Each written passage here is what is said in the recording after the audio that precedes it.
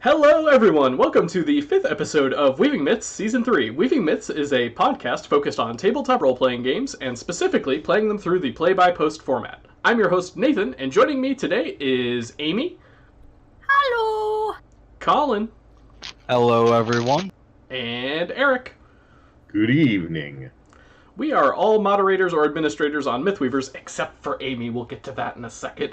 One of the largest play-by-post gaming websites in existence, and we're here to help you bring your game to the next level. If you're not familiar with Mythweavers, you can find it at myth-weavers.com. As always, we are joined by the impeccable text chat, which members of Mythweavers are using right now to ask questions and contribute to the discussion. At least I think they are. I can't see the Twitch chat right now, so I'll check in a second.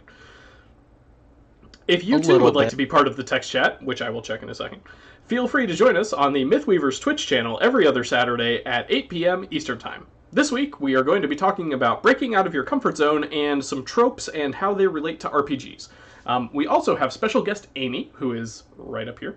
Hello. Hi, Amy! Amy, who is having technical difficulties. Wait for the camera, Amy. Yeah, really. Wave!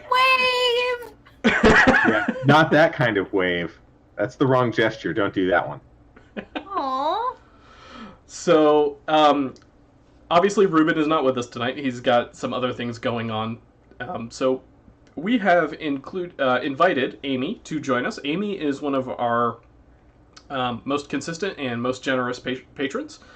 She helps us with a lot of stuff behind the scenes and doesn't really get a lot of credit for it, but we're officially recognizing what she does for the show right now, because today's topics were written by none other than Chibi Amy. So,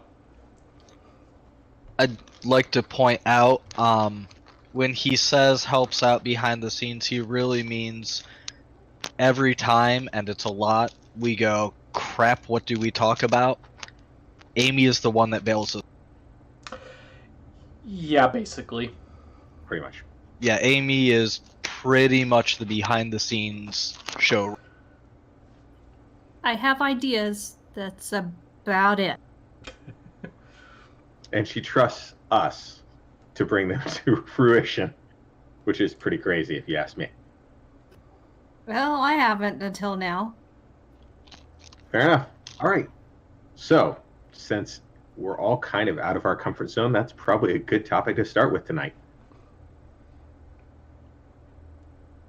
Awkward silence. Yeah, Good. talk about breaking out of your comfort zone. So, when we're talking about breaking out of your comfort zone, really what we're talking about is trying something new in a role-playing game specifically. We're not talking about like, oh, I'm going to go ride a roller coaster today, although that would be really cool. But what we're more talking about is this game, I'm going to try playing a different class than I'm used to, or I'm going to try a new system that I've never played before.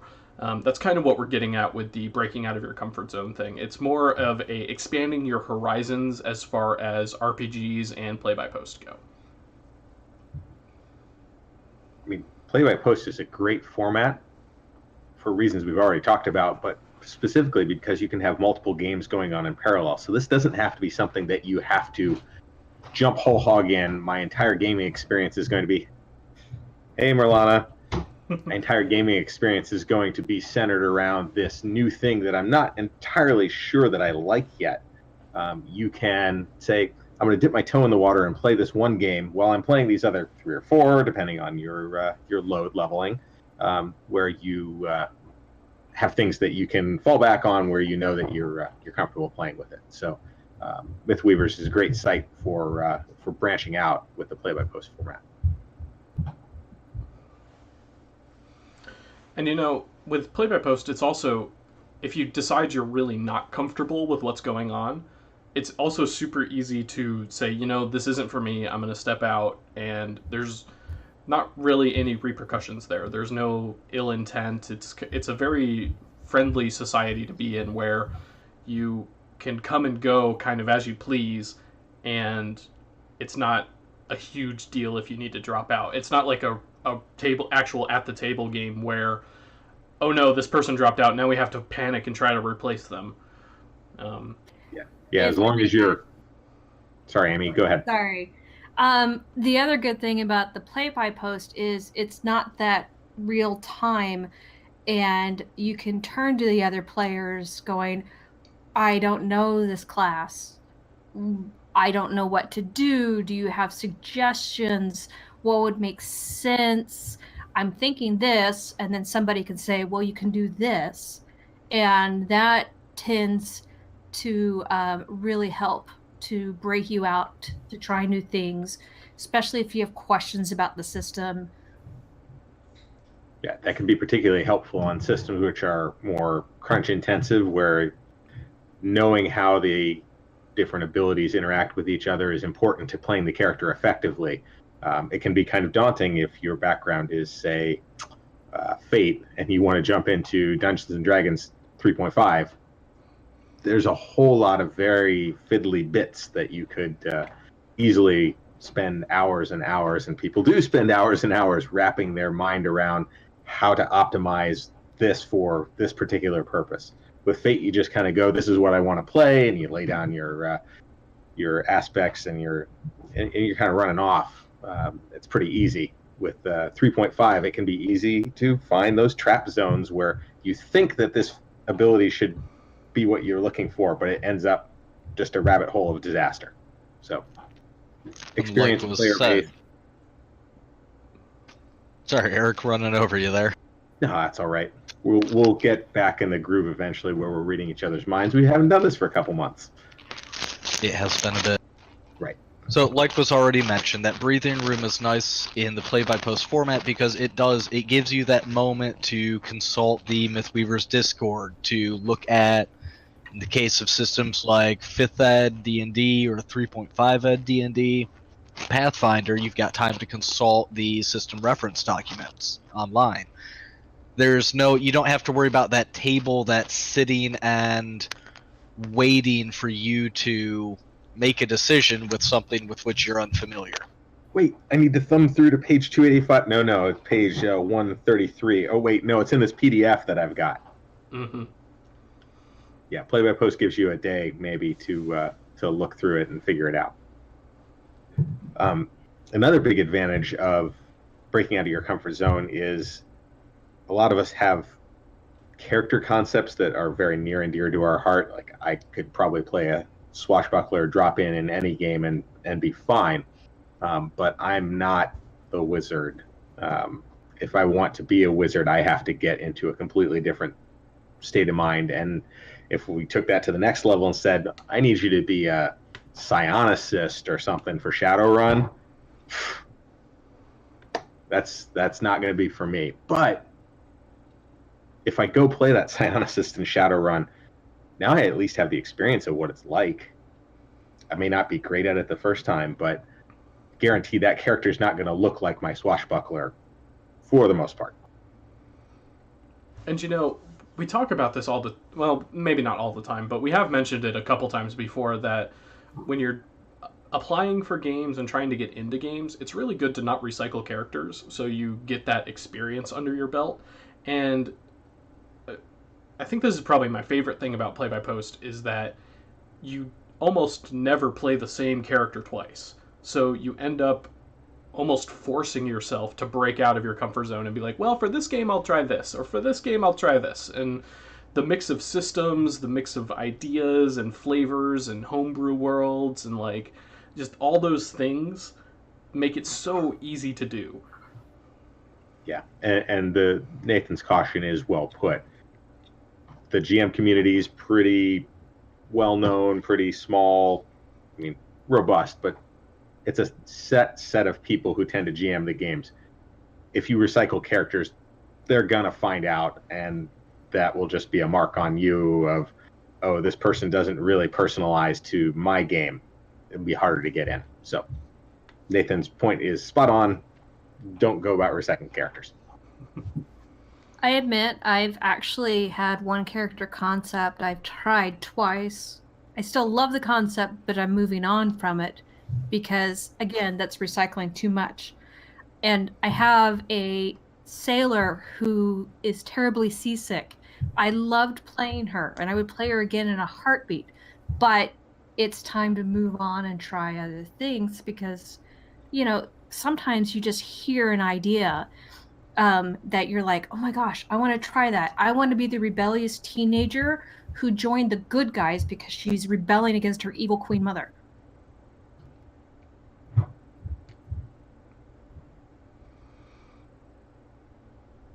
And we did have another episode on those characters that you always wanted to play but never really got the opportunity to because either the game folded or there just wasn't the right game out there that you could get into. So some level of recycling can honestly be tolerated as long as you're limiting it to not playing full-length games with the same character time after time after time.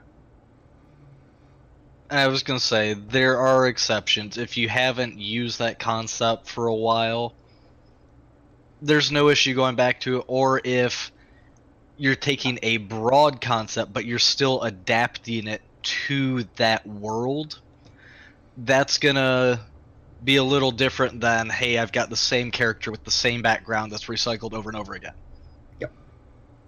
I think that's important regardless of what you do. Like, even if you're not trying something new and breaking out of your comfort zone, I think it's important that when you do make a character, regardless of whether it's something new or not, you try and, like, make them specific for the game that you're playing, and also flesh them out to the point where if you're not really sure what you as a player should be doing, your character can kind of guide you into what they should be doing. So it helps ease that transition from, well, I have no idea what I'm doing, but my character clearly does. So my character would do this and go in that path, and that kind of it's a cycle almost. Like you get feedback from your character, and then they guide you to the next step of immersing yourself in this brand new character that you've never played before.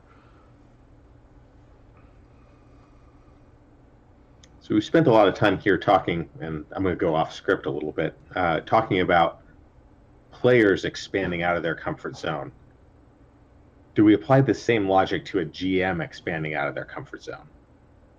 Absolutely. I think a GM's greatest tool is to play and run as many systems as possible, because all of a sudden when you get, a dozen systems under your belt, you kind of start to realize the similarities and differences, and you can kind of look beyond the system and be like, okay, these are the things that make a game tick, and use those in any game. So, like Stars Without Number has a lot of overlap with other systems. So, I mean, you can apply concepts from that to basically any other game to help make every game better.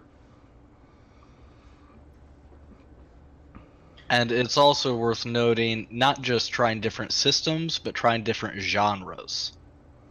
And just because she's not on and can't yell at me not to, a good example is Call Me Fate from Mythweavers is planning on running a Stars Without Number game, and sci-fi is something she doesn't really run much of. Actually, I don't think she's ever run a Stars Without Number game. So, well, it's Stars Without Number or sci-fi. So stepping outside of your comfort zone with genre and setting is a wonderful thing to do too. Like, don't lock yourself down to, I only ever run fantasy, therefore, I'm going to stick with fantasy. Even if it's minor jumps. If you go from classical high fantasy to urban fantasy, don't be afraid to branch out in the subgenres, even if you don't want to take a big jump into a different one. Well, Now, I've also found, sorry, Eric. No. Since I can't I've see you, found that Mythweavers is a really good community and helpful in general. And your players will typically understand if you say, hey, like, I'm new to this, but I want to try it. They'll be patient. They may even offer suggestions in situations that you're not sure what to do with. that was exactly what I was going to say. And do listen to those suggestions. Do take them openly. They are trying to help. In general, no one's trying to just be that guy who's trying to ruin your new game experience. They're coming at it from a different perspective because they've played this system before, they've played this genre before, they have an idea of what they're looking for. They can be an asset to help drive your game just by taking that experience and saying, let's point over here and run with that for a while. Maybe it works, maybe it doesn't, but just floundering on your own and feeling like, oh, this is hard and it's not comfortable because it's not my zone. That's hard too. So be receptive. It always comes back to that same thing we say over and over and over. Communication, communication, communication. It doesn't matter what you're doing, as long as you're communicating, you're doing it right.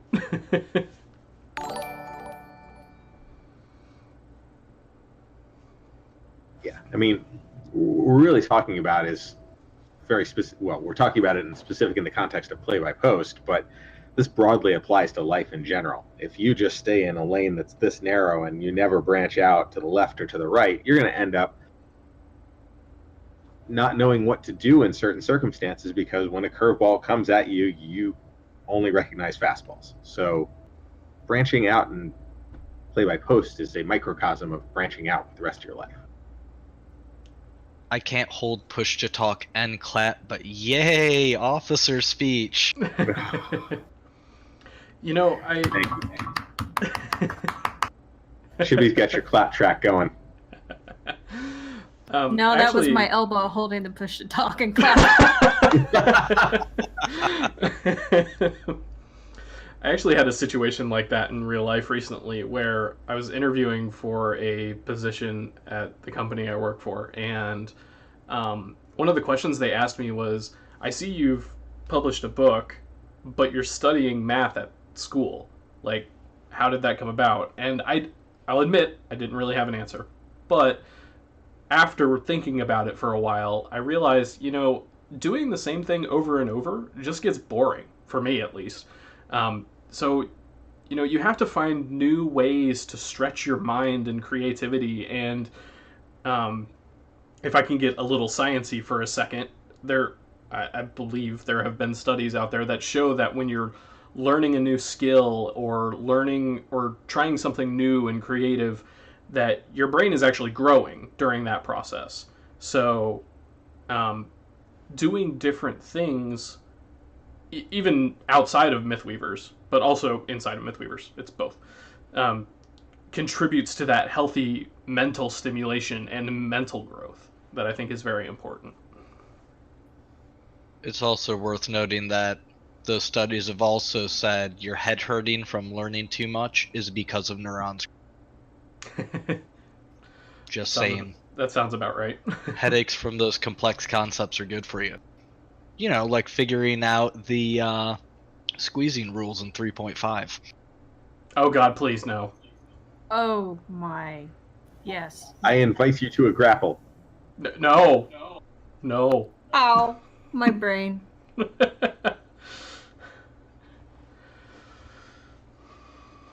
All right, how sciencey do we want to get? No, not. I'm fine with sciencey. Hey, Oh, sciencey, God. it helps your brain to grow. Let's go sciencey, Chibi. I love science. Okay. So there was a study done where it was an Alzheimer's study. They were looking at these nuns who basically lived their life in this convent, who did a lot of meditation, who did a lot of reading, who did a lot of physical activity. And yes, most of it was rote. They would constantly get more books in and read more books and things like that. They found that when the nuns died, they should have showed signs of extreme advanced Alzheimer's, but it's the meditation and learning new things constantly created more neurons to go around the plaque that was building up that caused the Alzheimer's. I have not heard of that study before, but that is really cool. Work your brain. People. Work your brain. This is what I do when I get bored. I just peruse. Well, next time if we get Ambika on here, she could regale us with stuff that's in her area of specialty. That would be Ambika's fantastic. specialty is terrifying. For anyone Remind that's the not rest of us- aware, she does computational linguistics. We made jokes about generating name tables for races in D&D. Oh yeah, I remember. Yeah, this. exactly. You I remember this that. now. In 30 minutes, she had 100 male and female names for dwarves and orcs that were phonetically in line with that intended feel for the system. And she said it was easy. Hey, it's just writing some code, man. Database lookups, not that hard. I've had conversations with her, and it's just, fast. And that's off topic. Wow.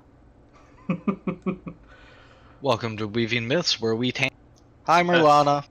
That's all right. We thrive on off topic. Yeah, so we made lots of good arguments for why to expand out of your comfort zone, but don't take it too far. I mean, there's a reason why your comfort zone is your comfort zone. It's a place to come back to, a place that feels good, that's easy, that's your groove, if you will. So don't abandon it entirely, certainly. There's plenty of reasons to keep doing what you're doing, especially if you have players who are having fun doing it right now. No reason to abandon that just because, I want to try something new. Kay's Todd on the Twitch chat was talking about how a certain type was there, like Snuggie. It was comforting and they come back to. And comment I made is every once in a while, maybe stray from that Snuggie so you can appreciate it more, why it's your comfort. When you run screaming back to,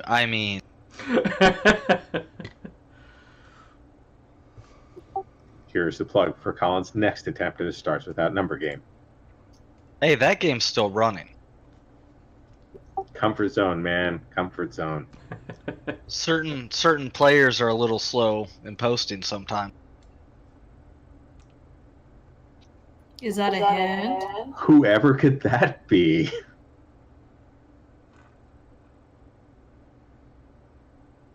Now, don't finish the entire beer out of It was for dramatic effect, okay? I watched that liquid level drop. Well, yeah, I drank some of it. Alright, anyway. Have we covered this topic in sufficient depth? Oh god, if we keep covering it, we're gonna tangent more. Well, Moving okay. on. I do have one last point, or maybe not a point, but One last tangent? What? There is an argument that exists out there that staying in your comfort zone is better. And I know that probably most of us here don't agree with that, but I do think that there is such a thing as going too far, and that it's important to find a good middle ground where you can be both in your comfort zone and stretching yourself. I don't think it's necessary to go entirely outside of what you're comfortable with, but just be aware that there is an argument to be had as far as staying at least partially within your comfort zone. And to be fair, I mean, if you're a person who doesn't feel like doing math a lot, your comfort zone of doing free-form-ish or simple rules-light games maybe not be a bad place to be in. If it really makes you uncomfortable to go do all the number crunching that you need to do to go do a very heavy system, then you're just not going to enjoy it, even if you like the genre of the game that you're in. So maybe take that genre, pair it with one of the simpler, more straightforward systems, and go run with that for a while. There's plenty of ways to make short leaps out of your comfort zone rather than diving headfirst. And I think as we move forward too, we're going to be, as we start working back into the groove and start working in the occasional Weaving Myths Does tabletop, we're going to try to exhibit more of the complex systems and more of the simple systems. I'm still campaigning for someone to run all out of bubblegum one night. I could do that. I mean, I love those little one-shot things. So that's my comfort zone. Maybe I shouldn't do it. Maybe someone else should do it. Does Maybe someone Nathan. have a link to All Out of Bubblegum to drop in the chat? Because that's magnificent and worthy of reading. All 2 paragraphs of it. Legendsmith AU says, I'll run GURPS sometime. And, funny story, I thought I was really going to enjoy GURPS because I really enjoy 3.5 and Pathfinder. I do not like GURPS. I tried it once, made a character with it, played a game for a little while, and it's a bit too far into the crunch scale for me. You could do Middle-earth role-playing. That's a whole lot of fun and a whole lot of rolling. It's got multiple critical tables for practically every action you could contemplate. And yet I love it. Because I want to trip over that invisible squirrel. I mean, Hey, my Alright. character died after falling down a staircase, breaking his neck, and impaling himself on the crossbow bolt that he was trying to load in his crossbow to launch when he reached the top of the stairs. Well, clearly you were doing it wrong. You're supposed to shield surf downstairs. Obviously, Legolas, that shit. duh. Look, this was way before Legolas even contemplated shield surfing. Otherwise, I would have done it. I would like to point out for the text chat following us now, I have linked the All Out of Bubblegum rules. For those of you watching the recording, we'll make sure there's a link available. Because I'm here to do 2 things, and I'm all out of bubblegum. Wait, is this literally the entire rules? Yes. Oh Read man, it, this Nathan. has gotta be We good. can wait. We can wait just to watch your reaction to this. Oh boy, okay, this has gotta be good. Like, I'm Actually, already read it excited. off for us. Read it off. You want me to read it? Okay, it's short enough, I'll read it. Alright, let's read this. All Out of Bubblegum. This game is copyright 2001 Michael Epoch Sullivan and Jeffrey Grant. If you want to repost it or whatever, drop me an email. There's no email listed. Characters in All Out of Bubblegum have 1 stat, Bubblegum. It's technically a number which varies from 0 through 8, though the designers highly, highly recommend that you don't do anything so banal as write down a number, and instead pass out actual sticks of bubblegum to the players. I already like it. This will also help when you play All Out of Bubblegum drunk, which is, let's be blunt, probably the only time you'd even consider playing this game. Bubblegum always starts at 8. Resolution. Any action which does not fall under the broad category of kicking ass is resolved by rolling a d10. If the number rolled is equal to or less than the amount of bubblegum the character has left, then the character succeeds in the task. Any action which falls under the broad umbrella of kicking ass is also resolved by rolling a d10. However, in this case, you wish to roll greater than the amount of bubblegum that you have left. Alright, so when are we playing this? In a Next world Weaving Myths Does table. Yeah, it's not the In a week of world. Thanksgiving. all out of bubblegum, there was one man who couldn't roll below 8. Oh, hey, here's the full thing. The best Oh, is part that not really the full thing? the best part is when you continue to lose bubblegum, you get progressively better at kicking ass. So eventually you are a complete badass. All right, here I've got the end of the the game. rest of it. So losing bubblegum, whenever you fail a non-combat roll, you lose a stick of bubblegum. You may also sacrifice a stick of bubblegum before the roll to ensure success. Bubblegum also rates your damage. If someone else succeeds in a roll of ass kicking against you, you lose 1 stick of bubblegum. 0 bubblegum. When you lose your last stick of bubblegum, you are officially all out of bubblegum. You may no longer attempt any kind of non-ass kicking act. Simple devices, like say the handles of doors, confound you. Eerily enough, you have no problem field stripping a 50 caliber machine gun to clear a jam in 15 seconds flat. However, you will automatically succeed in any ass-kicking related activity. You are a nearly unstoppable ball of bubblegumless fury. When someone else succeeds in an ass-kicking roll against you, they roll a d10. If they roll a 10, you are knocked out. If they roll a 1 through 9, they've only succeeded in making you, if possible, even more angry. However, bear in mind that it's relatively easy to trap a zero bubblegum person in a situation he's totally incapable of dealing with. There you go. Think up your own damn adventures and campaign settings. In a world where you're all out of bubblegum. And And you're trapped velociraptors in a on the other hallway side. with closed doors. So yeah, that's fantastic. probably going to be a Weaving Myths Does tabletop with Eric Run. And all of us will probably be in the recommended...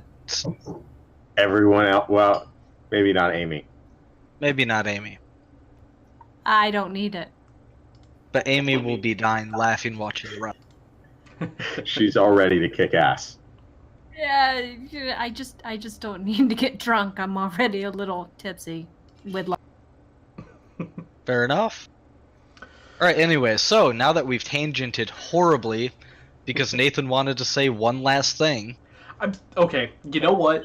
One last thing, and we. Let's be honest, founded who an didn't see entire that coming? system? All right, let's move on to the next topic. So now we're going to talk about RPG tropes. So how do I segue into this topic? RPG tropes is, well, first of all, a trope, I should note, is a tool or building block used to construct a story or, and when I say story, I mean any story. I mean a book, a movie, a TV show, an RPG, a video game. Like, it's something that is used not necessarily universally, but is used to help create and build whatever it is you're trying to make. Like the evil genius. Exactly. So, like, if you need a villain, your trope for the evil villain might be evil genius. Or if you need a setting, the setting might be, I don't know, fantasy. I don't know if fantasy is technically a trope because it breaks down into like a bunch more tropes, but There's probably a general overarching... Alternate Earth. yeah. So You could look it up, but once you fall into tvtropes.org, forever will it dominate your destiny. I ain't coming after you. So, before we get into this, we're going to specifically be talking about RPG tropes, or tropes used in role-playing games and tabletop role-playing games. And we would be remiss if we did not provide a link to the TV tropes page for tabletop RPG tropes. Why did For the love of God, don't why did click the on bot it. just block me from sending that link? Because it knows that once people fall into TV tropes, they never come out. Thank you, Colin. Don't do it, man. Nathan, don't you run this Twitch channel? I'm not logged in as the Weaving Myths account. Ah, Yep. that's why. Yes, forever it will dominate your destiny if you follow it. But it's funny. So, And awesome. Fair warning, use TV tropes at your own risk. I have spent way too much time on that website. I had to stop going to that website. I actually had to install an add-on into Chrome to stop me from going to that website for a while. So, it's bad. Nathan? What? Come out of the shell Um, shock. Yeah, are you Got gonna the be okay? PTSD, man. Oh my god. That website will ruin you. All right, but they're called tropes for a reason because they are common entities which you can use to relatively easily put together just about darn near any story you want.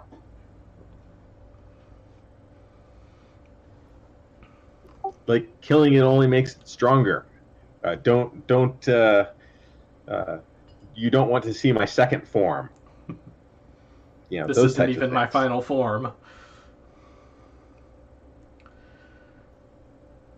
And before we get into this even more, I have one last little tidbit. I want to note that tropes are not necessarily inherently good or bad. There are some tropes that are done to death, and some people perceive them as being annoying or silly because they've been done so many times. But ultimately, they're not like no trope is better than another. They all are just tools that we use to build stories. So We all use them.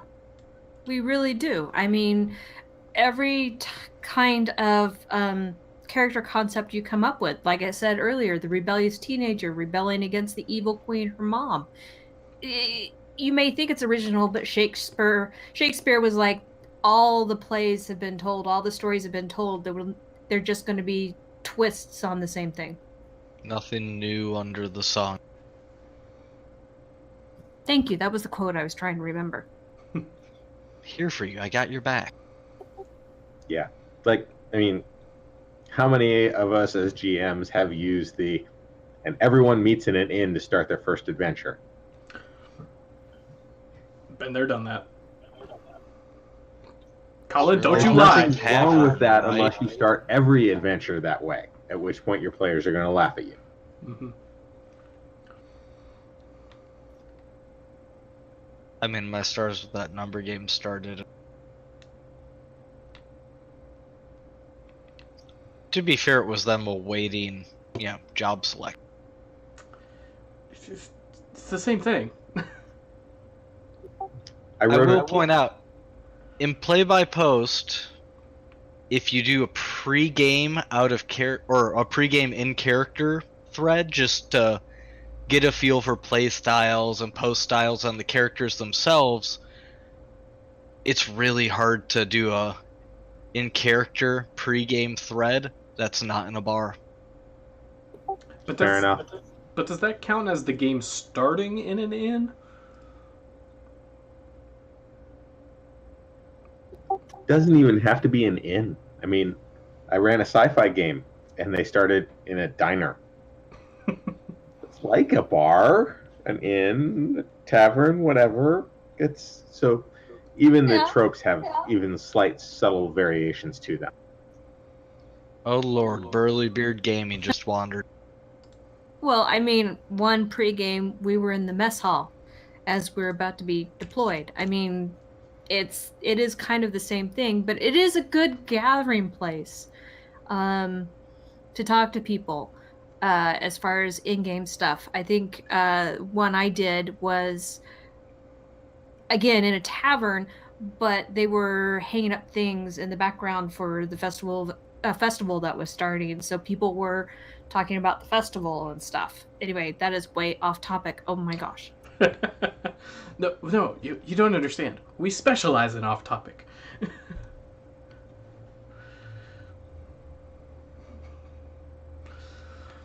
So, from the link I sent earlier, Colin sent earlier, it would be really difficult to go over every trope on the list because there's so darn many, and there are even bigger lists for other categories elsewhere. This is just the tabletop RPG one. There's one for video games and movies and all that stuff. So, there are a few that kind of jumped out at me as fairly common and effective, and some of these you might laugh, but because they're so like core to what an RPG is, but they're really common and they do what they're supposed to do.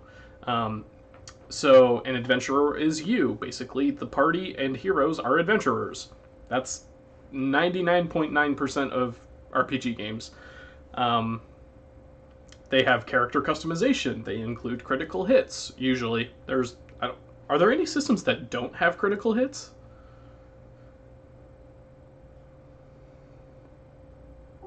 Not that I can think of off the... Fate doesn't. Okay. Some of the others some of the more lighter weight ones, but I mean, yeah. Does Rysis have criticals? Eric, you're muted. Dang it, I turned on push to talk. good reasons called laundry. You know what's terrible is Merlana doesn't say hi back. Well, that's partly because I have push to talk on now, because otherwise she'd probably say other things like, why did you drag him into this at 7:50 on a Saturday night? Because that's But the that's time just we her. always have it. Yeah, I know, let's carry on. I mean, an adventure of you is so fundamental to what we do in terms of tabletop RPGs. Your characters are special. They're different than the ordinary people. They stand out, and they want to do things that the average person would say, you are absolutely crazy out of your mind. Why are you leaving this nice warm hobbit hole to go on an adventure? And you know, there's even more. I mean, like, you've got dungeon crawling, you've got in and out of character, the distinction between those. Like, that's not something I initially thought would be a trope, but it makes complete sense that it is one, because you have to make that distinction between what's happening in the game and what's happening out of the game. So, like, that is a storytelling tool that you use to distinguish between this is what's actually happening in the story and this is what's not happening in the story. And then this is the one that kind of blew my mind the most, that it's actually a trope. Non-player characters are a trope. Like what? It's really important to distinguish between the characters who have agency in a story and the characters who are just along for the ride and get affected by what goes on elsewhere. This happens in every sort of media. It doesn't have to be a tabletop role-playing game. Go watch ER. There are the docs who make stuff work, and there are the nurses who are just there to, or nurses, docs, what have you. So I'm not going to discriminate based on role. There are people who are just there to hold that piece of gear and look good doing it.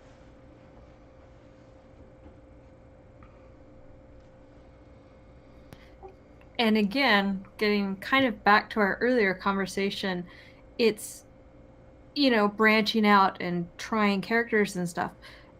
You have the trope, but it's how you put your spin on it that makes the character engaging and interesting.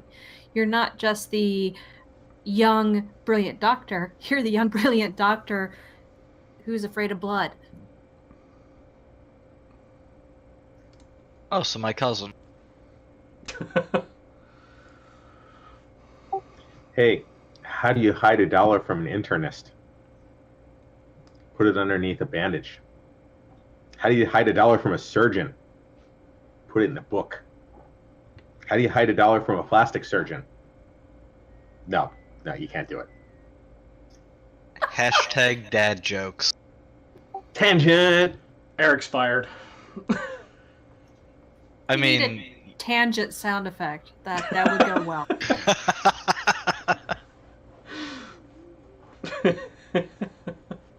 I probably shouldn't have done that because now it won't come back, I bet. Oh no!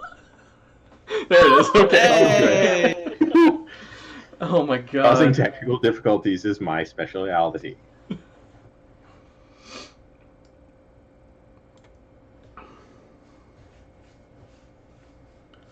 All right, well, we've already given the don't go down the TV tropes rabbit hole. That's because there's a lot of bad things in there that people will throw popcorn or Cheetos or Mountain Dew at you if you pull at them again for the nth time. Especially if you stack them up. Oh, yeah. So you're all in the tavern when this wounded old man bursts in the door out of the Is it secret? Is it safe? Heroes, I have a quest for you. Oh, that's so convenient. We were just sitting here drinking our beer and hoping that a quest would fall on us. As a giant exclamation point falls out of the sky.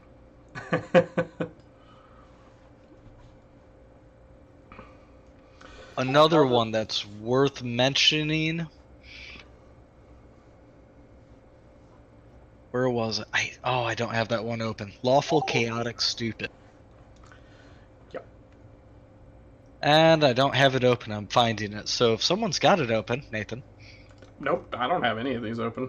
I mean, lawful, chaotic, stupid is one that exists for a reason. It's because ultimately you have people who say, well, this is what a character of my alignment would do. And I personally, as the player, despite having full agency over it, refuse to possibly override any dumb decision that my alignment might dictate. Oh, God, please don't.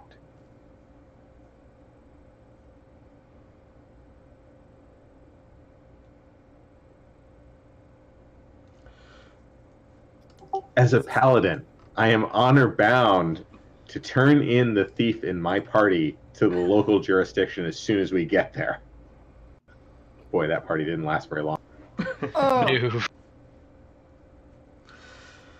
Or the rogue that constantly steals from all their companions while they... Kinder. Speaking of cousin Doctor Afraid of Blood, Fine. she did that all the time. Oh, no, terrible. I made that mistake once. Oh, we never caught it. She'd sit next to the game master and just pass notes back and forth. So you went to something on your character sheet and the GM said, oh no, you don't have that anymore. Yep. You don't have that much gold any further. Oh, the party needs horses, and the rogue's going, how much are they? Yeah, I got that and some money for a wagon while we're at it. Just holding it for you so your bags are lighter.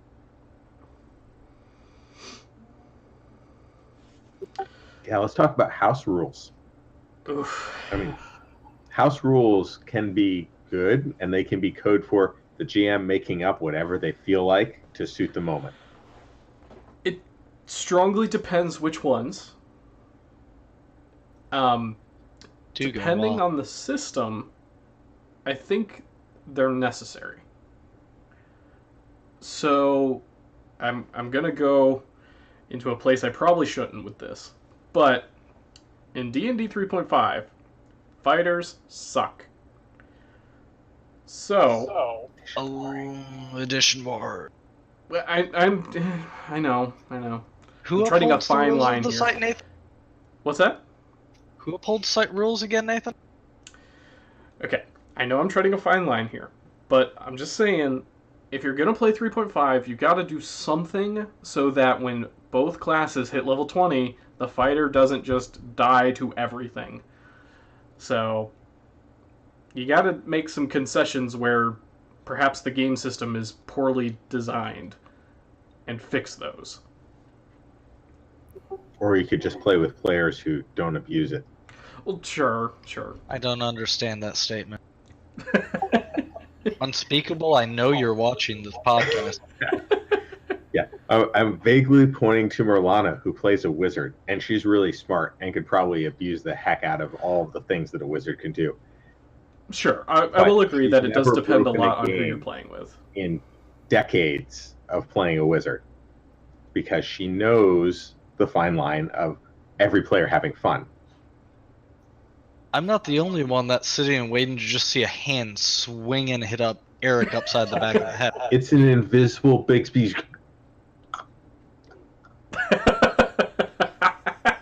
Oh, Amy, looks like you're replacing Eric from now. Oh my god. Watch this time the video won't come back. That was awesome. Well, there's also house ruling to your style of play to kind of tweak the tropes a little bit too. Right. There's that side of the art. Yeah, and I like I said, I do Am I agree still that lagging? I'm still lagging. Never. I do agree that it does depend a lot on who you're playing with. Wizards are the best class, and I will never say anything bad about them ever again.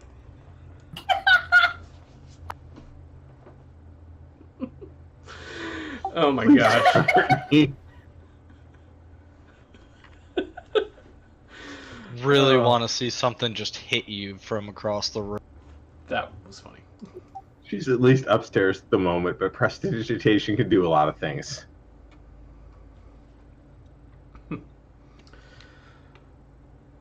You know we're gonna rat you out if she walks back through the room again, right?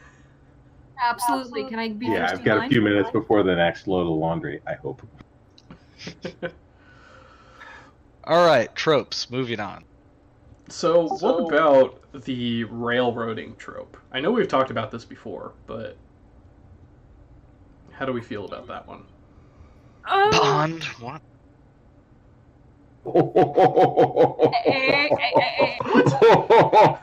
Solo. I had to. To be fair, it's the intro to Pond game, which is introducing everyone to the setting. Yeah. You know what? And we were also a little behind Okay. that. Okay, you guys did not get to the part where things actually open up, so.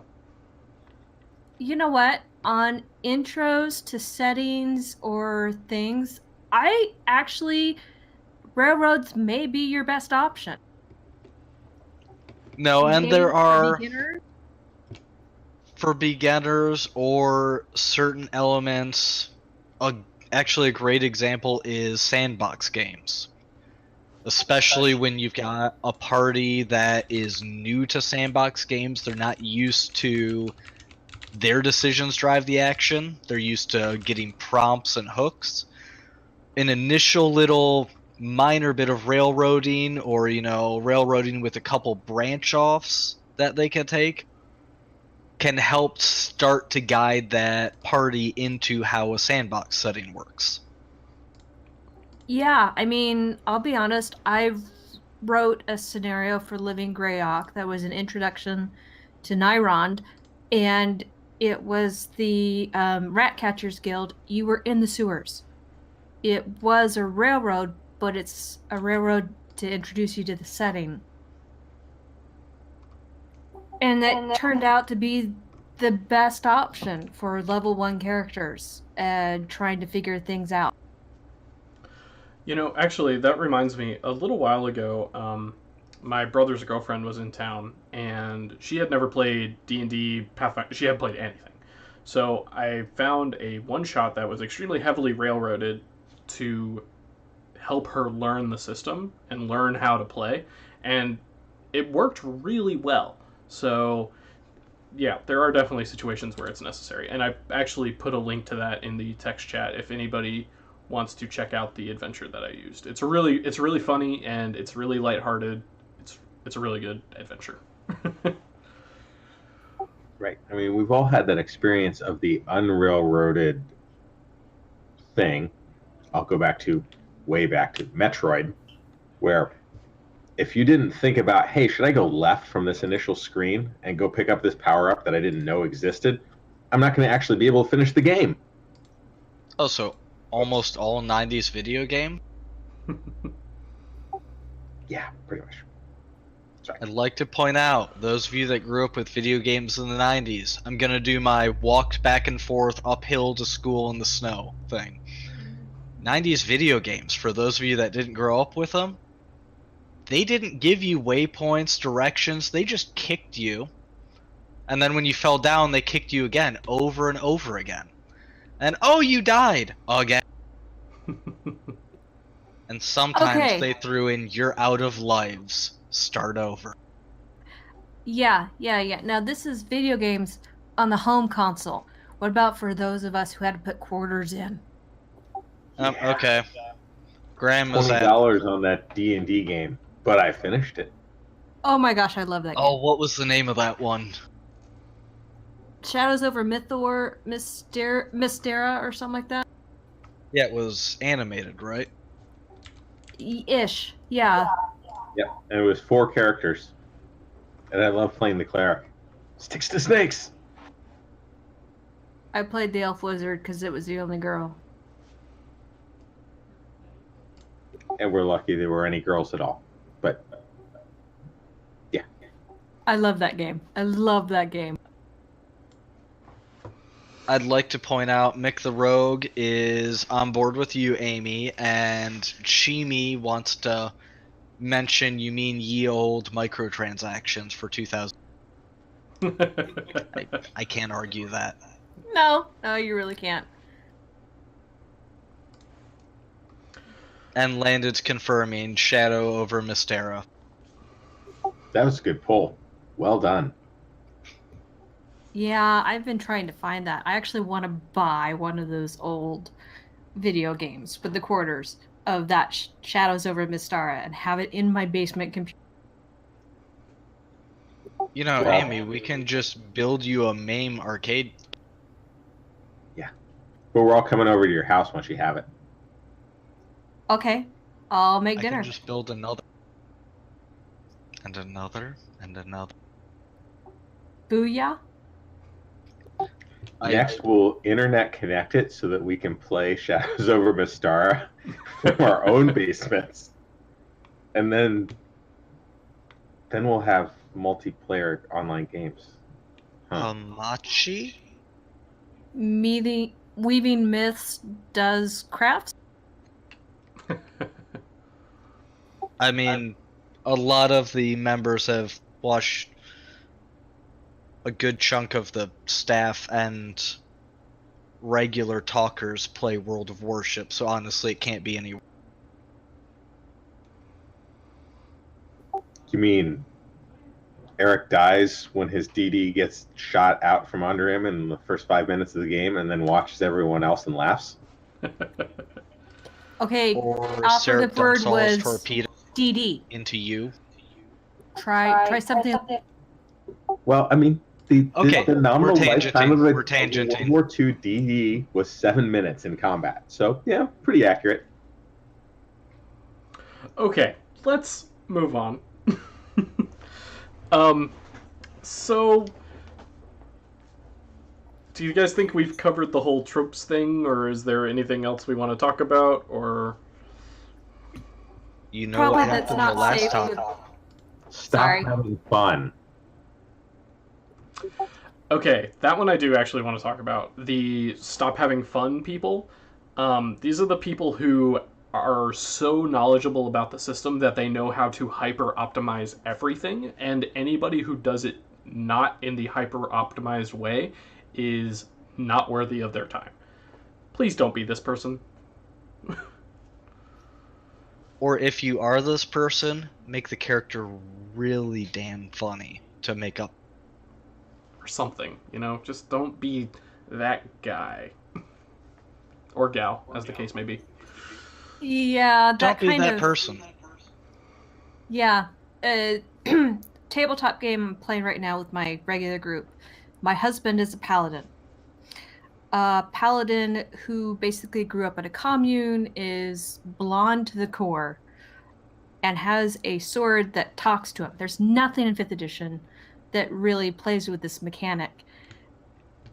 And it took our GM, who is one of those type of people, a little while to come around to it, going, well, yeah, I don't know. Well, okay, I can work with that. And now my husband, who you have to understand is usually the straight man for everything, is the comedy gold of this campaign because it's Ravenloft and you need comedy in Ravenloft.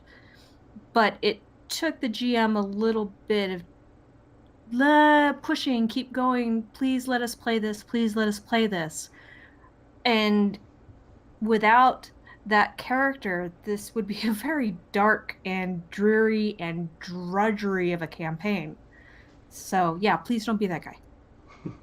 Stop having fun. Ravenloft is supposed to be dark and dreary and drudgery, and no one's supposed to like it. And by the way, that paladin went insane in 5 minutes in 2nd edition. I'm sorry. Speaking of that game master, right there, folks. No. That's the guy. It's That's the great. guy. Get him.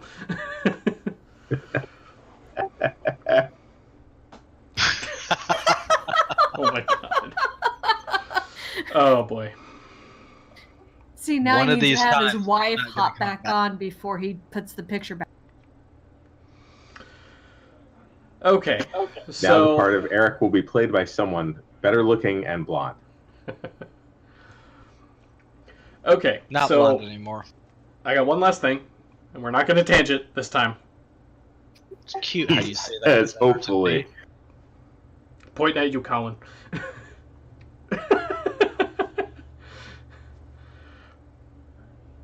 Yeah, you got it. So there's one last thing. It should be noted that yes, there is a specific page for the tabletop RPG tropes, but any trope can be applied to anything.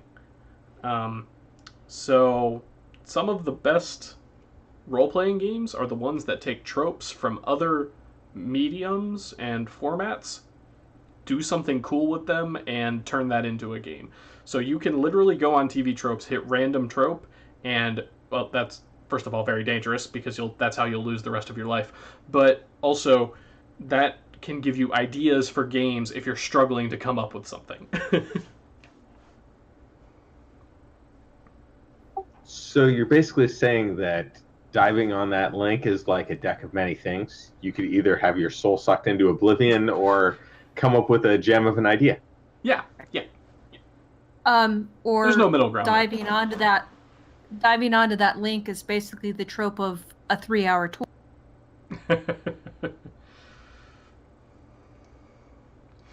All right, so we are 1 hour in. Do we want to take a 5-minute break? Do you trust us to be unsupervised for 5 minutes? I have no choice. I mean, okay, to be fair, I could probably, like, mute you guys and put the stream on, like, a BRB screen, but... But you would never hear the end of it from the community. Yeah, probably. Alright, so, yeah, we'll take a 5-minute break. We'll be back here in a few minutes. I'm gonna get a refill on my drink. And I'll be back. Please don't burn down the stream. You should put up that screen with Yakety Sax playing in the...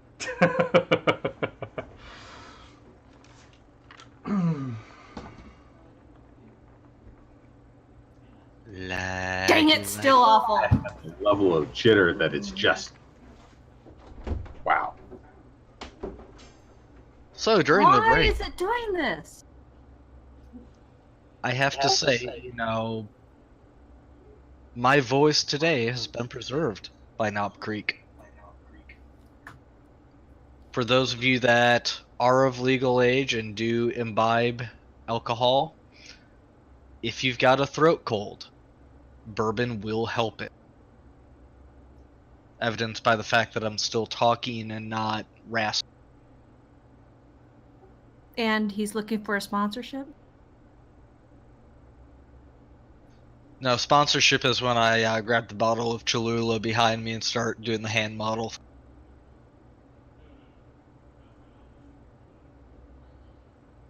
Also, there are very few proper hot sauces. Cholula is one of. I don't know if we're doing requests, Jimmy. I want to see Chimi's request. Chimi's request is Eric do a dance. Sorry, do what? Do a dance. Just what you learned on those warships, Eric.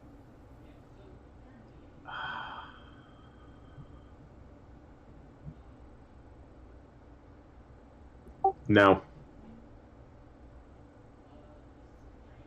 Mick, Cholula isn't even hot. Hot sauce does not need to be hot. The point is to have an enhancement to the flavor. If you're just burning your taste buds and searing them with capsaicin, I'm not impressed. However, if it's hot and has flavor, it is magnificent. If it sears your taste buds but tastes amazing while it does it, it's a proper hot.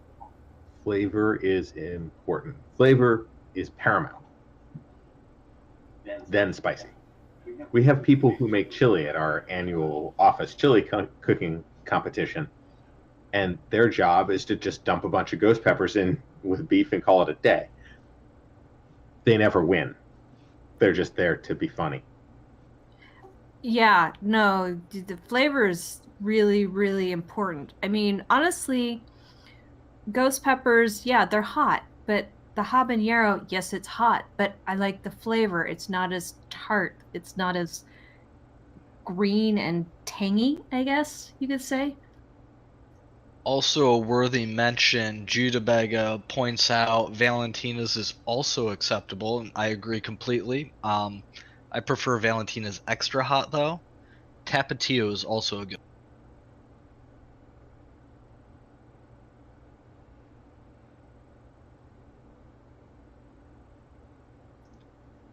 You know, as far as unsupervised chats go, this is pretty mild.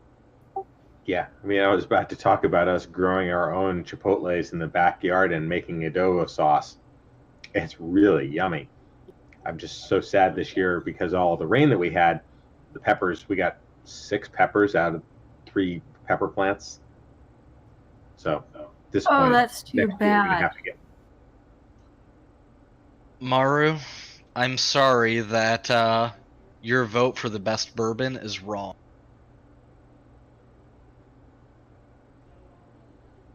Tonight I was drinking Woodford Reserve. It's pretty yummy. The best bourbon is Woodford Reserve Double O. Or, I had- alright, other notable Angel's Envy Rye.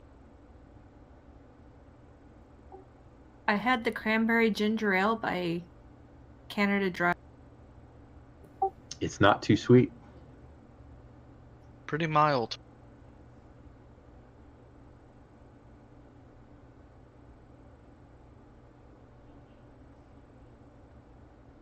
Yeah, I didn't grow a garden this year because we were supposed to be going on vacation for a month. So, Oh, and then hey, we Amy, had no. I need to interrupt for one moment. Hey, Merlana, Eric was saying things and needs to be slapped upside the head. We want to see it. Ahead. Now you have He to was say it saying again. things about wizards. Control Oh, the come on, party. his skull is thicker than... Somebody has to be in control of the party. See? Better looking and blonde. And a real soft spot for you, because you really deserve that smack upside. All those things you said about Merlana.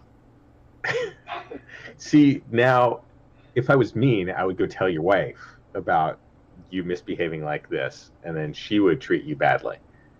No, she'd probably But just she say, knows "Oh, better that than to sounds trust about right." you, which is a good thing. No, I know all the things you say about me. And they're probably at least 3/4 true. And this is why we like her more than you, Eric. I mean, you are a valued member of my moderation staff. Thanks, boss. I'll continue to contribute at least 100% of my free time to But you see, you. he would not want me on the moderation staff because you would know that no one on the site. Oh, goodness. Yep. Worldly Talk would have been gone a long time I mean- ago. I site banned myself. Because I'd I like was to so point out- annoyed at somebody logging on from my IP, and I didn't realize it was my IP. I'd like to point out, Worldly Talk would not have been gone sooner because I wanted to nuke that for years. Yeah, but she would not have shown any restraint. Yeah, but only the admins. Actually, I don't think I even have the power to yank that. I think only Rodrigo can go. No. The point would be the forum might exist, but anyone who set foot in it would have been auto-banned. Well, auto-manually banned. Well, and the other option is that you just make it go nuclear.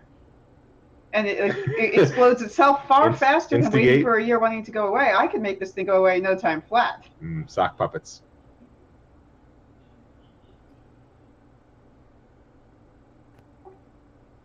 I'm scared. That's why she's the Maru. wizard, Harry. Maru, I'd like to point out you're not allowed to question whether you like Eric and Merlana because you're also from Michigan.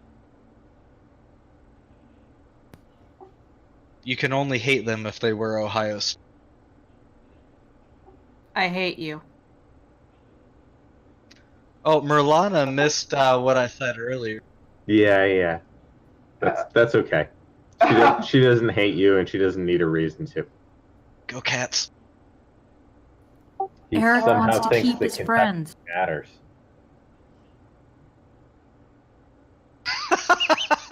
Just to walk away alone. Kentucky matters. Okay, fine. Kentucky matters. They produce bourbon, therefore they're given a pass. I can get half behind that. Because I'm only half Kentuckian. Nick, are you from Ohio?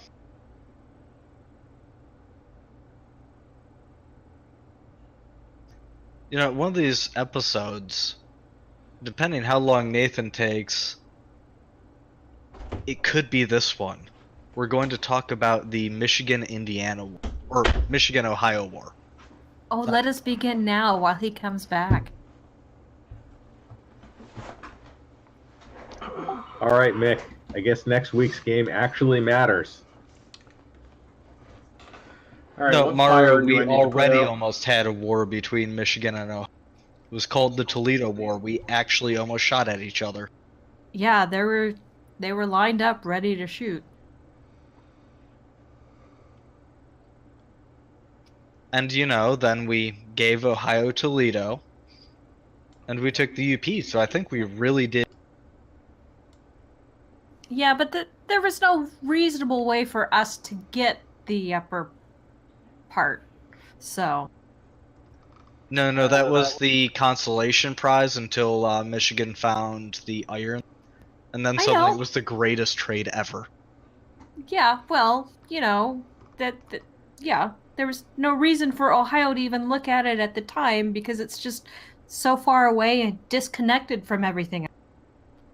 I'd like to point out, Mick, the Ohioan, has said it was a war about who had to keep Toledo. He has admitted that Ohio...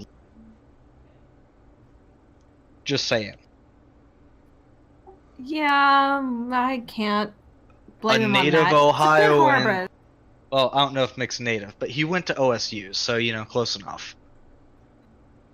It was a good harbor that Ohio needed, but yeah.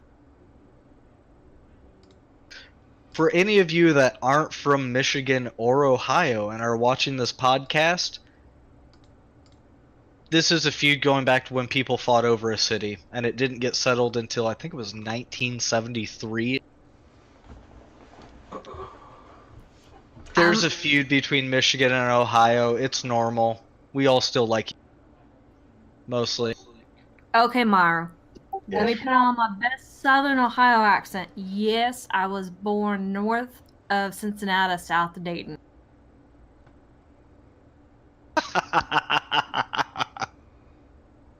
Okay, Technically, let's get the show though, back on the road. everybody from the town I grew up in is from Kentucky, so maybe I'm from Kentucky. All right, let's get this show back on the road. You know, we? it started out so tame at first, Nathan. All right, It so started with hot sauce. I don't Alright. think he believes you. it's time for the game of the week, and we're gonna try and make sure this works this time. Please work. Hey, it worked! It's only- Yay! Alright, this week's game of the week is A Winter in London, being run by Elise de la Plague. I probably butchered that, and I'm so sorry. Set in the year 1904, the player characters are looking for a better lot in life. No matter their origin, reasons, or background, they've decided to turn to a life of crime and reclaim the place in society that ought to be theirs. A Winter in London is a Blades in the Dark game, and Blades in the Dark is a system I know we've mentioned on the show in the past, and reading over the advertisement, it's hard not to be interested. The system is fairly easy to pick up, and the rules are available for free, so there's no reason to not give it a look. Applications for A Winter in London close on November 23rd, so be sure to get those applications in quickly. And we're just going to go through the ad real quick here. I really like that. I like when people do like this little in-character vignette type thing at the beginning of their ad to kind of like set the tone and explain the setting a little bit. And Elise has done a really good job of like talking about everything you need to know and including links where necessary. So like the rules are available for free. Here's a link, boom, and voila, we've got the rules.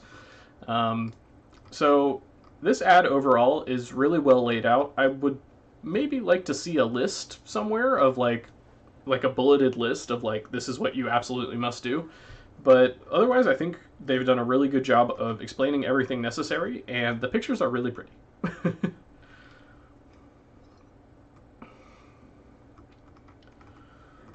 I'd totally be down for playing Blades in the Dark for we missed a tabletop at some point too. That setting just looks awesome. I have no idea how crunchy it is, but I don't have the time to learn crunch. I'll be that player going, what It's is really- that? How do I do that? It's really not that bad from what I've been able to tell. Isn't it spin-off of like Dungeon World type of thing with playbooks? Yes, it is. Yeah, it's a powered by the apocalypse type thing. So it's got a little bit of crunch to it, but I think it's definitely not like D&D crunchy. No, I don't. Yeah, I don't think it's quite D&D crunchy, and I think, I mean, the last one that was run looked really fun, and I have peeked at this and keep peeking at it, but haven't tried to make a character. Now, the book is 336 pages long, but that's because it also includes the setting, not just the core rules. That's fair.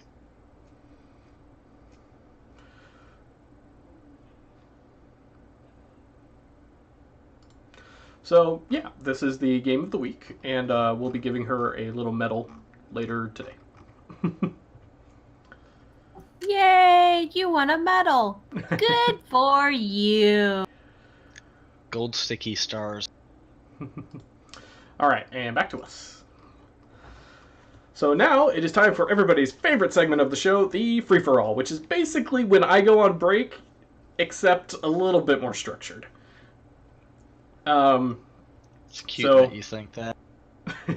So, as always, before we get started, we have the mandatory question. What's making us happy this week? We're going to start with Colin. Oh, I hate you. I got a new printer. It's awesome. That makes me happy. Because I can print 11 by 17 engineering prints now, and that makes me happy and dangerous. Happy engineers are completely safe. Next, we'll do Chibi Amy. Oh gosh. Blindside. I'm doing this. This is awesome. Even if my video's not working.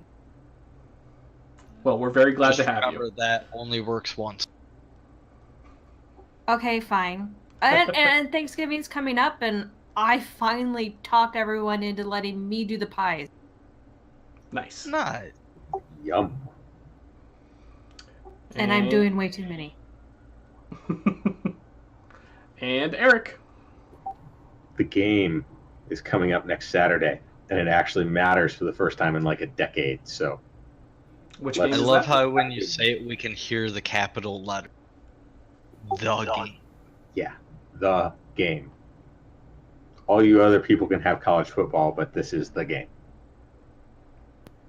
I'll give you that, even though I'm not actually rooting for either team this Which game is this? Go away, Nathan. Fall back under your rock. Okay. I'm just so happy Yeah. that Merlana said that while Push to Talk was held down. Yep, that's right. I held it down on purpose because I knew that's the mind meld There's thing. snark coming. Okay. Yeah, so if Nathan keeps avoiding the Michigan-Ohio war, then he'll keep avoiding the Michigan-Ohio State game. Oh, that game. Okay. Or as Mario Moriani points out, Nathan, you aren't part of the.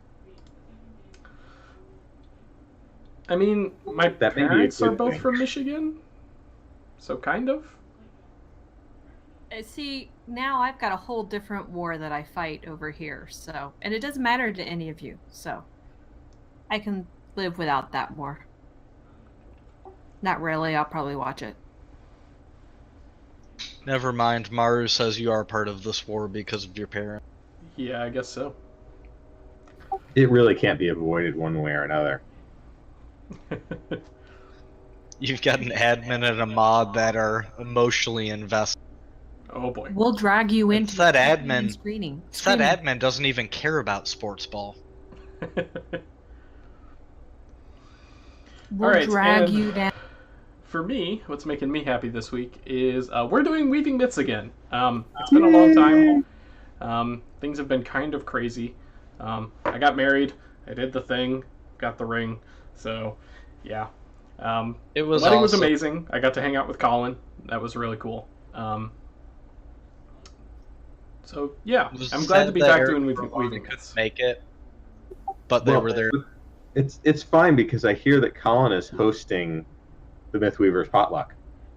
Yes. There is no Mythweavers potluck. They're all lying. Well, that's why I'm making extra pies. I'm shipping them out for the potluck. I'm gonna be down in Kentucky for Thanksgiving. We didn't say it was going to be on Thanksgiving. There is no potluck. So you say.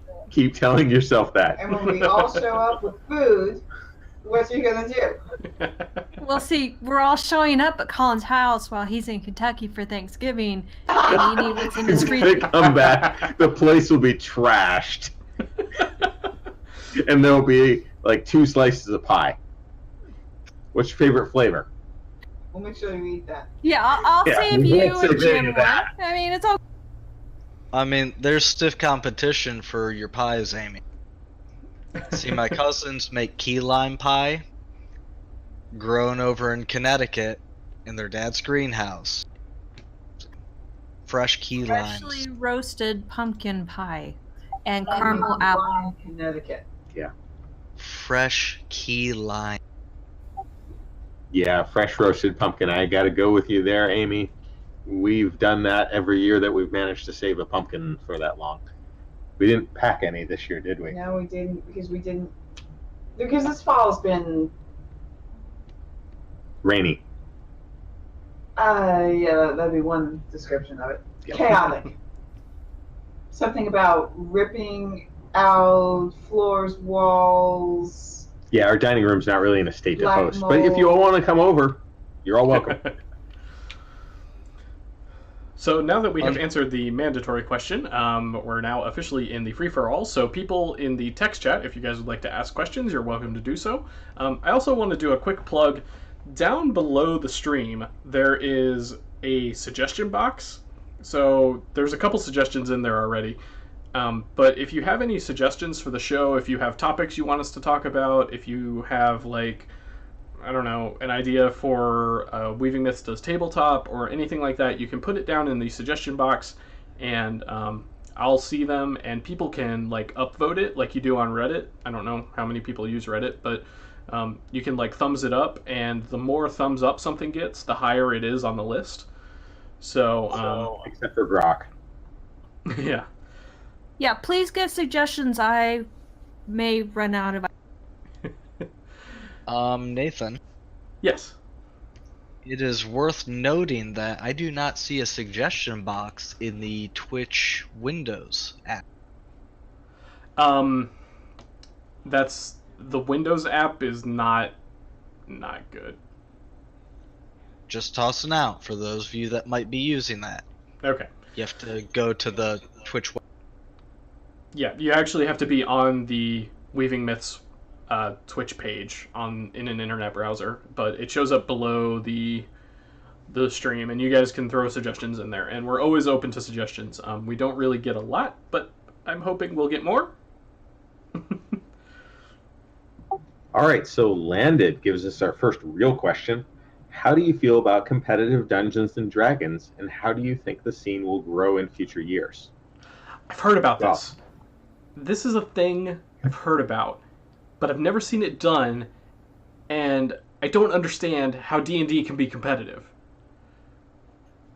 Okay, you're too young. Yeah, I mean, I was going to say, this is competitive D&D goes back to the original tournament days, and man, I do not want to go back there because it was cutthroat. People really, really got too far into it.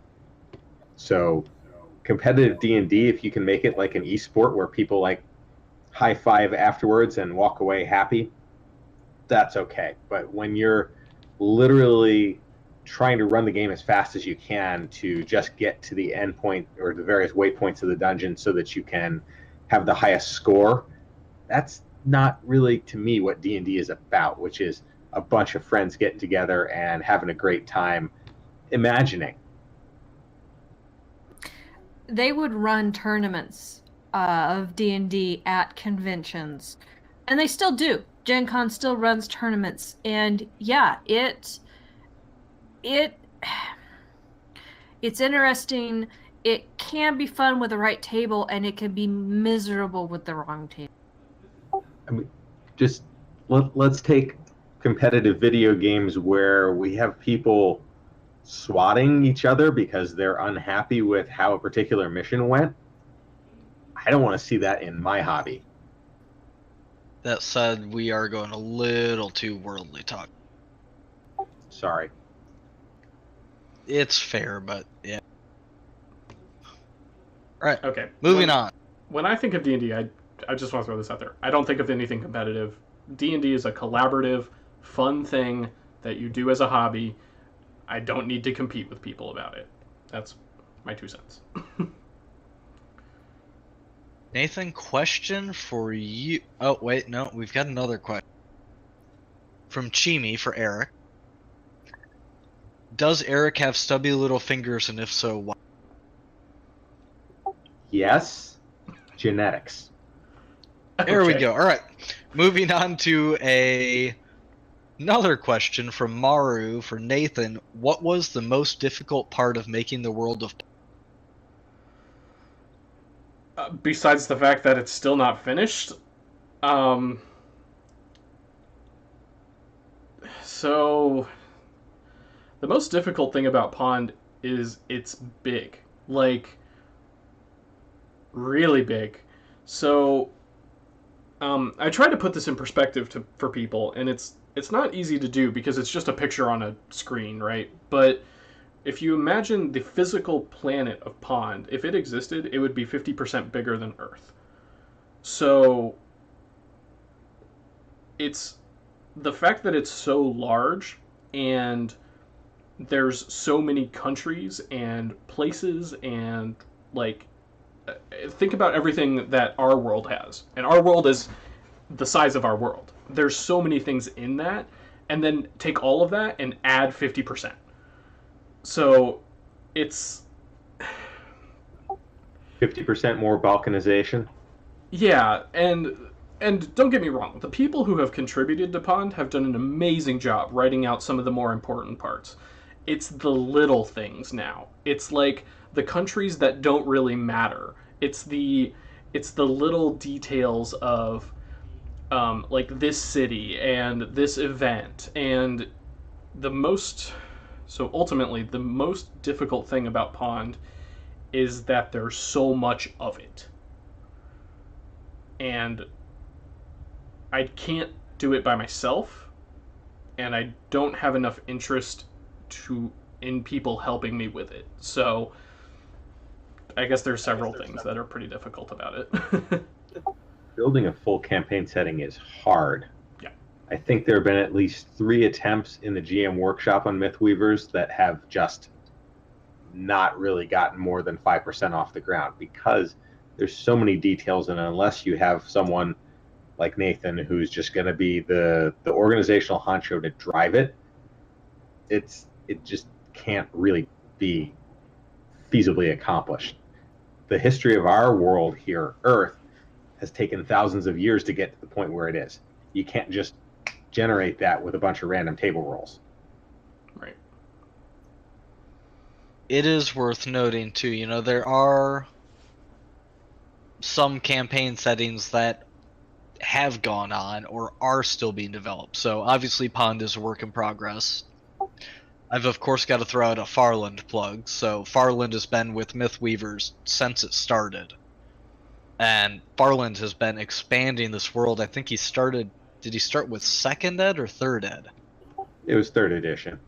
Okay, but I mean, Farland his world's been going for forever. Another notable toss out, it's moving a bit slowly, but Iron Blaze in the Mythweavers Discord kind of organized a group of some of our more terrified members and started a crazy steampunk islands in the sky type world. So, yeah, it's a big project, and honestly, I'll be surprised if it's ever like in a state where I can happily say it's finished. But you're an author, you're never happy. Well, yeah, but I mean, something about having something that I can go and work on every now and then when I just don't want to work on anything else. Or, sometimes I can just throw up a thread and be like, hey, I'm looking for people to help me out. And sometimes people will,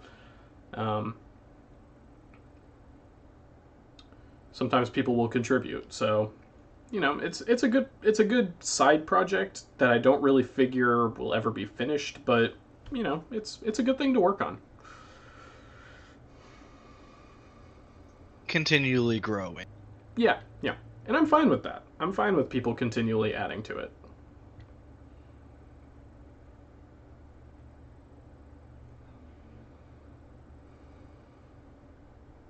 Ooh, Maro has a great question. With the addition of members of the Patreon community, specifically knowledgeable ones like Amy, be more common on Weaving Myths in the future? Yes, anyone that tends to be active. The Discord is kind of changing how we do things with the community a little. And that's a great thing. But it's, for the longest time, when we still had the website before the Mythweavers Discord became a thing, alright, so early history. Back in the early days of Mythweavers, we had a live text chat called the Shoutbox. And that was where you had, current staff, admins, all that would be talking, members of the community would be talking, everyone got to know each other. Well, running that Java applet back in 2008 was very resource intensive and very expensive, and Rodrigo had to kill it to keep the site up. So the Shoutbox is how a lot of us actually got involved with the site staff, by getting to know everyone, getting involved in the community. Not to say there wasn't a community, when that went away. It's just things moved slower. Conversation didn't happen as rapidly. And the addition of the Discord, we're starting to see a lot more of community members that are crazily volunteering themselves without realizing what they've gotten themselves into. Amy. Whatever are you talking about? But we're starting to see a lot more members that are getting involved, so it's almost like a quasi-staff thing. They're helping support what we do on the website with the community. They're getting involved without becoming moderation. All the benefits, none of the negatives. Until they open their mouths one too many times, and then they just get dragged into moderation. Usually I make it enticing. Well, I gotta go. See ya. She's already got her camera off, so she can't pull the trick. I mean, you ask Josh or Ambika, oh, you want to join the moderation staff? And, oh, sure. And then they realize. Fools! Josh loves it. Sorry. Suckers. Man, all it takes is throwing one roll on her and she's done. I know, right? We could have this finished in a matter of a couple minutes. So, if I can throw something out there about the patrons, I want to let our patrons know that there are changes coming to the patron structure. It's kind of been in the works for a while, but now that things are not quite as crazy for me, I am going to be reworking the rewards and changing the pricing structure a little bit. So nobody's pledge is going to go up, first of all, unless you want it to. So let me throw that out there. But I have been talking with the staff about some of the rewards, and we have some cool ideas that we're going to try, and that's coming probably in the next couple weeks. So. And there is your hardworking, ever-working staff for Mythweaver. Yeah, I prepare so much for the podcast. Oh yeah, we do so much to get ready for this, let me tell you. Yeah, we're doing a podcast today. Awesome. Well, actually, when you think about it, that goes back to episode 0. Yeah, we're just getting back to our roots here. Yep. And for those that haven't listened to episodes, don't. For the love of God, don't do it to yourself. It's like TV tropes. Just don't. It was... We hadn't figured out how to make it so others could hear... Like, you could only hear Nathan. No one could hear the rest of us, so it was us saying things and Nathan telling people what we said. I tell you what. Party caller. There's quite a bit of software trickery going on in the background that makes this podcast possible. In other words, Nathan learned how to use OBS proficiently. No. OBS is actually the easiest part. Oh, really? Yeah.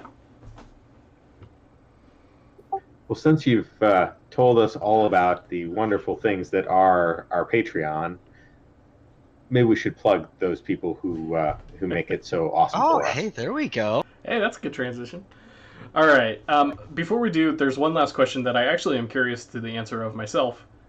Eric, how did you come up with the name Mordai, and why has it stuck for you? Well, now if we want to go way back into setting creation, that name was back when I was the administrator for a now defunct multi-user dungeon called Castle Mud. And it was the one I selected for myself because it was less cheesy than Dark Shadow, which was my original angsty post-teen thing for my internet presence. But it still plays on darkness a little bit, so. Virtually none of you remember my original username on the site, and we can leave it. Crew! GM Eric Crew. does, because Eric's old. Ancient. Not quite as ancient as Colin. Whatever you gotta tell yourself, but All right, let's move on to the yeah. Patreon plug. So I would like to take just a moment to remind everyone that this episode of Weaving Myths is made possible by our Patreon. For those of you that don't know, Patreon is a method for content creators to gain income through the support of those who consume the content. Our Patreon offers a multitude of ways to support the show, and you'll get awesome rewards, which are changing soon, for signing up at any of the tiers. Contributions start at as little as $1 per month. That will not be changing. So it doesn't take much at all to show your support. You can find our Patreon at patreon.com/mythweavers. All contributions to the Patreon go to paying for online hosting of the show, which is actually changing soon, and supporting the Mythweavers site, which is the site, obviously, that we are partnered with. I can never determine if we're partnered with Mythweavers or part of Mythweavers. We're a wholly owned subsidiary. I'm an admin for Mythweavers. We're part of Mythweavers. Okay, fair enough. You're part of. You're Okay. officially sanctioned at the very least. All right, I'll have to change that Part one. of the site, part of the crew. One of us. One Now- of Yeah. us. Some exciting news. Part of the upcoming Mythweavers story crafting contest is made possible by Weaving Myths patrons, so there will be some exciting prizes available because of that. We'll talk more about that in a second. One last thing I should note, Weaving Myths always has been, and will always continue to be free, and signing up for the Patreon is never required. Full episodes are always uploaded to SoundCloud and YouTube within 2 days of the episode being recorded, and all normal episodes will always be available for streaming, download, or streaming free of charge. So before we move on to talking about the story crafting contest, we do got to give some shout outs to our patrons: John D, Amanda C, Michael B, Jimmy C, Claire S, somebody changed it to Jimmy, Claire F, Amy G, Christopher M, and yeah. So those are some of the patrons that have subscribed at, I believe it's at least the $10 tier and higher, so thank you guys very much. You guys are amazing. We love you as always. So, Colin, why don't you tell us about this Mythweaver story crafting contest that's coming up? I'm pulling up the Drive document. One moment. All right, here. So, starting December 15th, we are having our first ever story crafting contest. We've done other writing contests in the past. This one is organized. Big part of that reason is because Dalphinus, don't know if I pronounced that right, close enough, who is a professional writer, has been keeping us on track because she has run similar contests in the past. So starting December 15th and running through February 15th, people that want to participate will be selecting, well, they will be given a writing prompt. It's going to be a festival from a fantasy setting that doesn't have any background written for it. And the goal for the contest, it's a short story contest with a 5,000 word count limit. And entrants will be writing a short story either about the origin of the festival or something happening during such a festival. And there will be grand prize. Currently, the grand prize is going to be a Farland campaign setting and I don't know if I want to say the other. No, leave it a secret. There's other good stuff coming as part of the grand prize. There will good be stuff. more teasers. Colin's eternal gratitude and a knitted beard to look like. I've got to do judging. There's no gratitude for. I hate judging. Too bad I can't compete because that beard is just beard. Bad Eric. Yeah. No treat. So speaking of ineligible people, all of the staff are not eligible to participate. Daphnis is also not eligible to participate, which is good because she's professional and she would clean all of our clocks. But If as you long as you haven't are looked not at a the published writer, you're pretty much free to jump in on this one. We actually did define published writer in the rules for participation, which are helpfully posted in the announcements section on the Mythweavers forum. the rules for that aren't out yet. But the early preview, if you've written 2 or fewer novels, you can participate. 3 or more, you're on your way to doing the full-on indie author. If you're not already, the competition gets a little unfair by that point. All right. So yeah, Cool. So thank you everyone so much for joining us today. It's been a blast, and we appreciate all of the comments and questions from the text chat as always. I'm Nathan, and I've been joined by the magnificent Colin. it's been fun, everyone. Amy. Bye! And Eric. So long, and thanks for all the games. Thanks for listening, and keep on weaving those myths.